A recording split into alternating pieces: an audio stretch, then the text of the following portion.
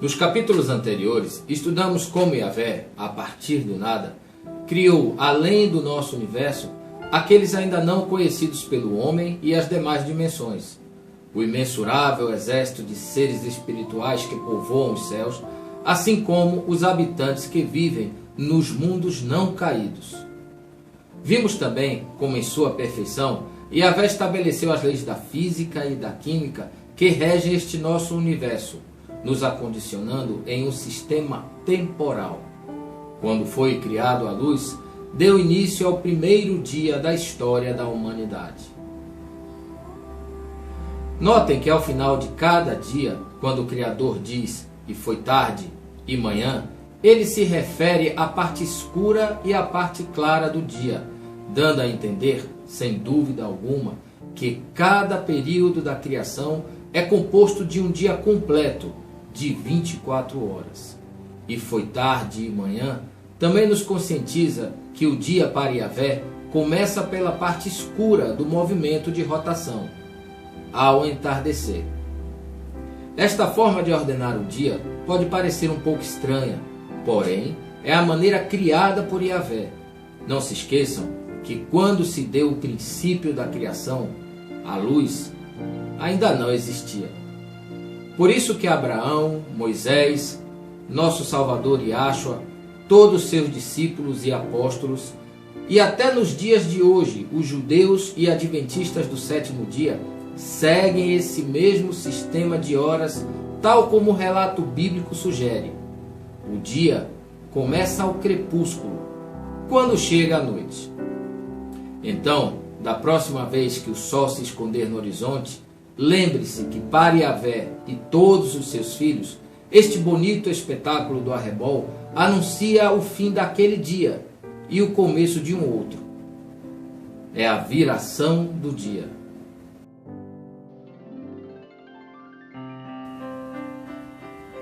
No tempo do nosso Salvador Yahshua, as horas do dia eram contadas desde a alvorada, por volta das 6 da manhã, até o pôr do sol, por volta das 6 da tarde, e eram divididas em 12 partes, ou 12 horas. O nascer do sol era a hora primeira, e o poente, a hora duodécima. Vamos ver mais claramente esta relação através do próprio relato bíblico, exatamente no dia da crucifixão do nosso Salvador Yahshua. Ali, 3 principais horas do dia são mencionadas: a hora em que foi crucificado, a hora terceira; quando o céu se encheu de trevas, a hora sexta; e o momento em que o nosso Salvador faleceu na cruz, a hora nona. Na Bíblia, temos muitos outros exemplos da maneira divina de contar as horas. A cura do servo do oficial romano, a parábola dos trabalhadores da vinha e o dia de Pentecostes. Já quando o sol se põe, terminado aquele dia, começa a parte escura de um novo dia. Os judeus da época de Cristo, devido à ocupação romana, adotaram um sistema de 4 vigílias, que duravam cerca de 3 horas cada uma. O Senhor Yahshua fez também referência a essa divisão da noite, ao falar da sua vinda no Evangelho de Marcos. Vigiai, pois porque não sabeis quando virá o dono da casa.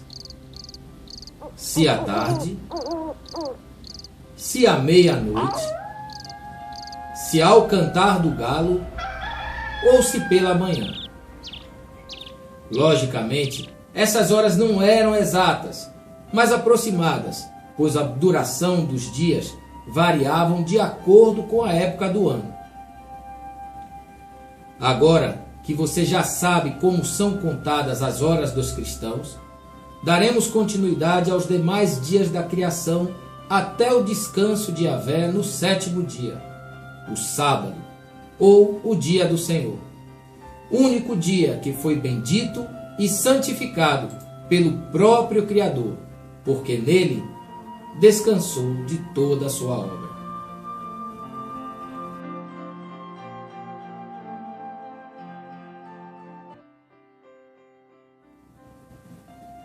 O planeta Terra, receptáculo de todos os seres que estavam a ponto de serem criados, ainda não estava adequadamente preparada para albergar a vida. Tinha acabado de dar uma volta completa ao redor do seu próprio eixo, o seu primeiro dia. E ainda nem havia amanhecido naquela bola de água sem forma e vazia, quando em sua maravilhosa sabedoria resolveu Yahvé dar continuidade à sua obra de criação. Vamos agora ouvir atentamente o relato bíblico referente ao segundo dia da criação, pois as informações contidas nestes poucos versículos sustentam importantes teorias que tentam explicar como era o mundo antes do dilúvio e como esta imensa catástrofe mudou radicalmente a estrutura do planeta e a vida dos seus habitantes. Eu tenho certeza que você vai ficar impressionado.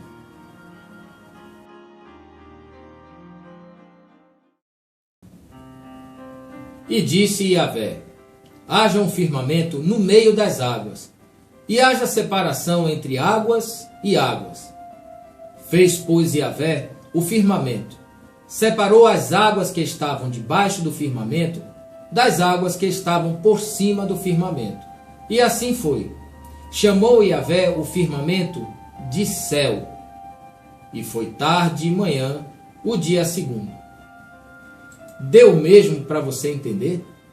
Não pense que eu estou ficando louco. É exatamente isso que diz o relato bíblico. Ao separar as águas, surgiu o que hoje conhecemos como atmosfera, ou primeiro céu, deixando na borda mais exterior dessa atmosfera recém-criada uma camada extra de água que envolvia todo o planeta, uma espécie de oceano estratosférico. Ficou mais ou menos assim: a Terra coberta de água e depois uma camada de ar, e por cima uma outra camada de água, como se fosse um sanduíche. E então, ficou mesmo surpreso, não é? Esta é a conhecida teoria de Canópia, a mais impressionante e a que mais se aproxima ao relato bíblico.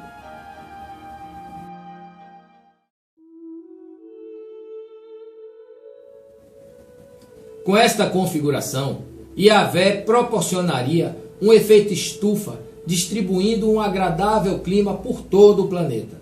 Por isso que se encontram florestas tropicais inteiras debaixo das geleiras nas regiões polares da atual geografia. O planeta, supostamente, teria uma pressão atmosférica e uma concentração de oxigênio muito acima dos níveis atuais, favorecendo a preservação da vida a idades superiores daquelas que temos conhecimento, que é de apenas 100 anos.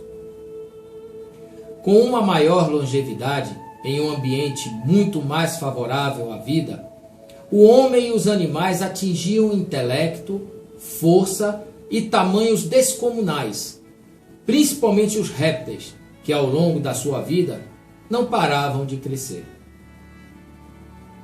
Depois estudaremos como esta condição climática permitiu que a vida no planeta se desenvolvesse de uma maneira extraordinária, o chamado período antediluviano.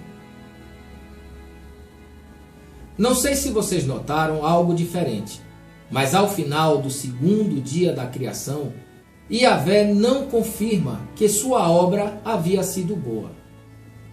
A conotação "e viu Yahvé que era bom" está presente em todos os dias da criação, menos no segundo dia. Por que será? Deixem nos comentários as suas opiniões. Logo voltaremos a estudar esta intrigante questão. Neste momento do relato bíblico, a Terra completa uma segunda volta ao redor do seu próprio eixo. Com a chegada da terceira noite, entramos agora no terceiro dia da criação. E disse Yahvé: ajuntem-se as águas debaixo dos céus num lugar, e apareça a porção seca. E assim foi. E chamou Yahvé a porção seca terra, e o ajuntamento das águas chamou mares. E viu Yahvé que era bom. Observe que pela terceira vez, o Criador faz divisão das características físicas da terra. A primeira divisão foi entre a luz e as trevas. A segunda divisão foi entre as águas de cima e as águas de baixo. E a terceira divisão foi entre a terra seca e os mares. Neste dia da criação, Yahvé reserva uma porção seca sobre a superfície da terra, que seria um único supercontinente denominado pelos cientistas como Pangeia.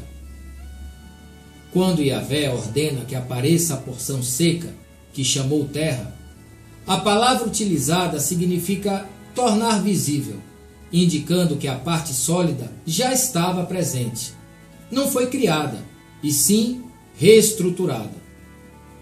Houve, portanto, a elevação de uma enorme parte da camada sedimentária do planeta, mudando sua superfície, permitindo então o surgimento do supercontinente.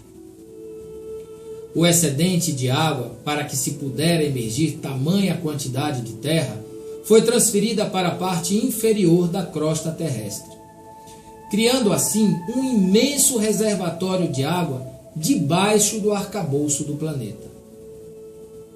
Observem também que a diferença entre a plataforma continental e o fundo dos oceanos não era tão acentuada como se vê hoje em dia. Uma suave inclinação limitava os mares do Planalto recém-criado. Esta seria a estrutura geográfica do nosso planeta no período antediluviano. Quando a terra saiu das mãos de Yahshua, nosso Rei e Salvador, era extraordinariamente bela. Variada era a sua superfície, contendo montanhas, colinas e planícies, entrecortada por majestuosos rios e formosos lagos. As colinas e montanhas, entretanto, não eram abruptas e escabrosas, tendo em grande quantidade tremendos despenhadeiros e medonhos abismos, como hoje elas são. Na verdade, suas elevações eram suaves e majestuosas. Agora sim, o planeta estava preparado para receber vida. Já havia terra, luz e atmosfera, condições próprias para o aparecimento dos seres vivos. E disse Yahvé: produza a terra erva verde, erva que dê semente, árvore frutífera que dê fruto segundo a sua espécie, cuja semente está nela sobre a terra. E assim foi. E a terra produziu erva, erva dando semente conforme a sua espécie, e a árvore frutífera, cuja semente está nela conforme a sua espécie. Yahvé, utilizando-se a partir de agora de matéria pré-existente, dá ordem para que a terra produza a vida vegetal, que seria o alimento dos seres vivos, estabelecendo bases para o sustento e cuidado na criação da vida como um todo. Utilizando-se de elementos químicos já criados, como o carbono, o hidrogênio, o oxigênio, o nitrogênio, o fósforo e o enxofre, Yahvé dá forma às biomoléculas, moléculas essenciais que constituem os seres vivos. Elas se estruturam e se enlaçam para formar as mais variadas e belas espécies do reino vegetal. Esta vegetação se estendia desde o Polo Norte até o Polo Sul. Devido às características do clima antediluviano que já comentamos antes, um clima subtropical a equatorial favorecia imensas florestas e bosques por toda a terra. Árvores, flores e frutos enchiam de vida o continente recém-criado.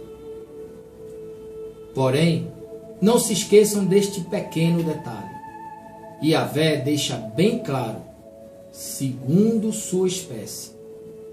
Este relato bíblico de milhares de anos coloca o ser humano pela primeira vez na história da humanidade em contato com a ciência dos genes, e da variação dos organismos através da hereditariedade. A genética. Estudo de como se transmitem as características biológicas dos seres vivos de uma geração para outra. Neste caso, Cristo coloca-se como o único criador da estrutura molecular responsável pela transmissão das informações genéticas que todos nós levamos no interior das células. Em cada uma das espécies formadas neste terceiro dia da criação, esta declaração define categoricamente que nenhum mecanismo evolucionista jamais poderia, a partir de uma espécie, surgir uma outra espécie diferente. O estudo sobre a imensurável complexidade e perfeição dos temas relacionados com a genética nos deixa a clara convicção de que a biodiversidade existente em nosso planeta jamais poderia existir sem que a presença de um ser todo-poderoso a tivesse engendrado no âmago do mais profundo amor e sabedoria. Porém, esta maravilha da perfeição de Cristo será um dos temas do nosso próximo capítulo. As arestas agudas e ásperas do pétreo arcabouço da terra estavam sepultadas por todo o solo fértil, que por toda a parte produzia um pujante crescimento de vegetação. Não haviam asquerosos pântanos, nem áridos desertos. Graciosos arbustos e delicadas flores saudavam a vista aonde quer que esta se voltasse. As elevações estavam coroadas de árvores mais majestuosas do que qualquer que hoje exista. O ar, incontaminado por miasma perniciosos, era puro e saudável. A paisagem toda sobrepujava em beleza nos terrenos ornamentados dos mais soberbos palácios. A hóstia evangélica olhava este cenário com deleite e regozijava-se com as obras maravilhosas de Cristo. E viu Yahvé que era bom, e foi tarde e manhã, o dia terceiro. Até o nosso próximo capítulo, que Yahvé nos ilumine no doce e maravilhoso nome de Yahshua.